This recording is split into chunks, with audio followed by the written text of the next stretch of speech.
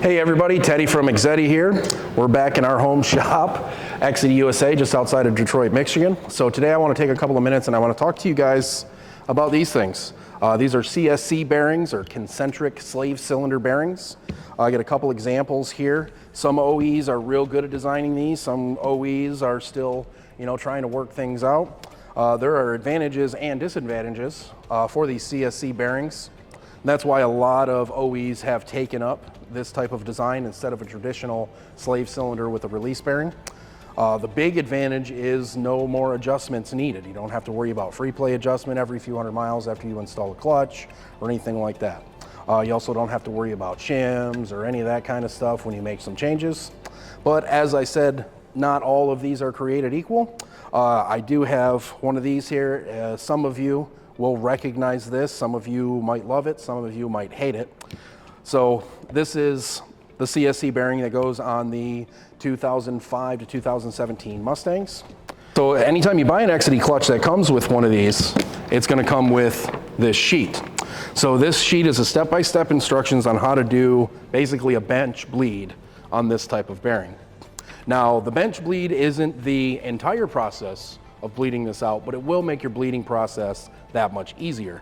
So what it is this is a really long bearing.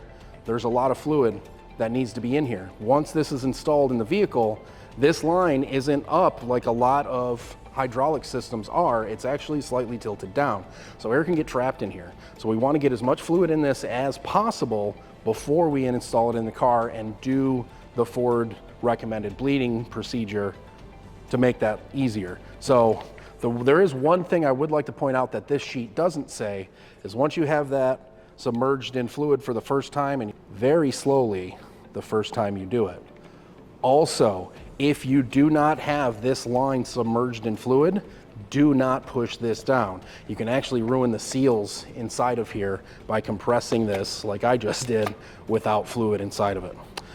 So then once you do the bench bleed procedure and you have this installed in the vehicle, then you're going to want to pull up the OE service information and follow the procedure that Ford has laid out for this. Another little pro tip that I've had some people tell me, I've never run into it myself, but since the brake master cylinder and the clutch master cylinder are connected to a reservoir, I've had a few people tell me that they couldn't get a proper clutch pedal until they also bled the brakes. So that's your tech tip of today. Hopefully, once you install one of these CSC bearings, you follow the lead procedure and everything works out just fine. If not, feel free to give us a call in the tech department.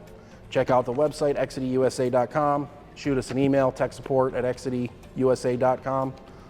Don't forget to like and subscribe.